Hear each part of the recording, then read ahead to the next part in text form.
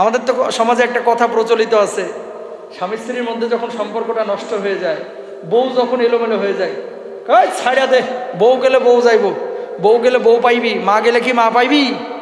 আছে না এরকম যে বউ গেলে বউ পাবি, মা গেলে কি মা পাবি? এই সমস্ত কথাবার্তা বললেন না।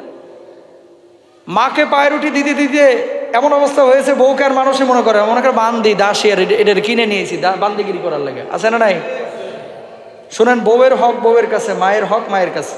খলিফা হারুনুর রশিদের স্ত্রী, তার সেবা শুশ্রূষা করেছেন, টাকা পয়সার মালিক হয়েছিলেন, উন্মুক্ত হস্তে দান করেছেন, আল্লাহ রাস্তায় খরচ করেছেন। স্ত্রীদেরকে শেখান, উদ্বৃত্ত যে টাকাটা আছে বাড়ির মধ্যে, এই টাকাটা তুমিও দান করো। এক মুঠ চাল যদি তুমি ফকিরকে দাও, বাড়ির থেকে এক মুষ্টি বিপদ আল্লাহ তাআলা মিটিয়ে দেবেন ইনশাল্লাহ। বলেন, বউদের হাতে টাকা পয়সা দিবেন।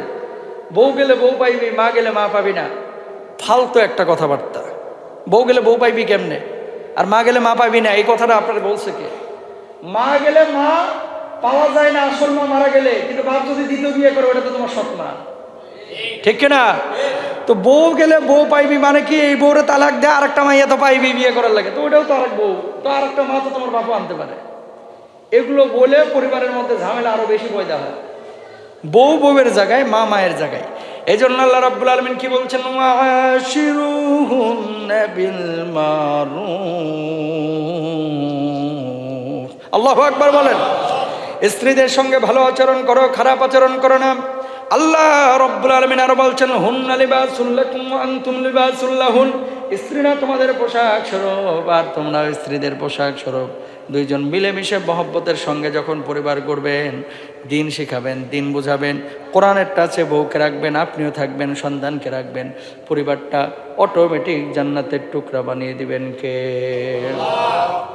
আল্লাহ রাব্বুল আলামিন বলছেন, ওয়াবুদুল্লাহ ওয়ালা তুশরিকু বিহি শাইআন ওয়া বিল ওয়ালিদাইনি ইহসানা। আল্লাহর ইবাদত করো, আল্লাহর সঙ্গে কাউকে শরীক করো না, আর বাপ মার সঙ্গে ভালো আচরণ করো। বউ যদি বাপ মার সঙ্গে থাকতে না চায়, কি কারণে দেখেন আগে, আকল দিয়ে বুঝেন যে বউ কেন থাকতে যাচ্ছে না। আসলে বাপ মারও দোষ থাকতে পারে, অনেক সময় বাপ মা খালি খ্যান ছ্যান ছ্যান ছ্যান ছ্যান করে, আছে না নাই? বউরও দোষ থাকতে পারে, বাপ মার সঙ্গে, বুড়া বাপ মার সঙ্গে ভালো আচরণ করে না। তখন আপনার উচিত হচ্ছে দুইজনকে আলাদা করে দেওয়া। এক বাড়ির মধ্যে দুইটা ফ্ল্যাট নেন বা রুমগুলো আলাদা করে দেন, কিন্তু আপনি আপনার বউকে বোঝান, একদিন কিন্তু তুমিও বুড়া বুড়ি হবা। যেদিন বুড়ি হবা তুমিও কিন্তু তোমার সন্তানের সঙ্গে থাকতে চাইবা।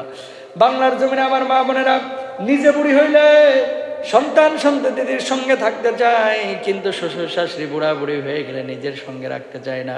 এদের এক নাম্বার ওষুধ হচ্ছে, ওদেরকে জিজ্ঞেস করেন, তুমি যে আমার বাপ মার সঙ্গে থাকতে চাচ্ছ না, তুমি বুড়ি হলে তোমার সন্তান যদি তোমার বৃদ্ধাশ্রমে রাখে আসতে চায়, তুমি কি যাইতে চাও? যদি বলেন না, তাহলে বলবেন আমার বাপ মাও তোমার কাছ থেকে যাবে না, ঠিক না? এইদিকে আইসা তোমার বাপের সঙ্গে আমি থাকতে পারবো না, মায়ের সঙ্গে থাকতে পারবো না, ওইদিকে আবার নিজের বাপের বাড়ি গেছে, যাইয়া ভাইয়ের বউরে তালিম দিতেছে। কথা বুঝেন নাই? শ্বশুর শাশুড়ির সাথে খারাপ আচরণ করতে হয় না। ভাইরে আবার বলতেছে ঘরের চিপাই যায়, ভাই কত কষ্ট করেছে তোর আব্বা আম্মা, আমার আব্বা আম্মা, আরে খবরদার বাপ মারে কষ্ট দিস না। ওখানে যায় তালিম দিতেছে, বাপ মারে কষ্ট দিতে হয় না, আর এখানে এসে কুচে মুরগির মতো বসে রয়েছে। কথা বলেন ঠিক কিনা? হিসাব রাখতে হবে ইনশাল্লাহ। বলেন।